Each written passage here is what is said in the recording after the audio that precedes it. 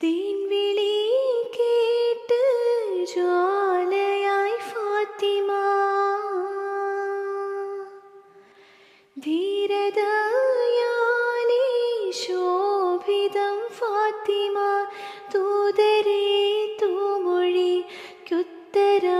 ഫാത്തിമ, ദാനമായി ജീവിതം നൽകിയ ഫാത്തിമ, ആകെയും ലോകം വാഴ്ത്തിടും ഫാത്തിമ. അഷ്റഫുൽ അംബിയ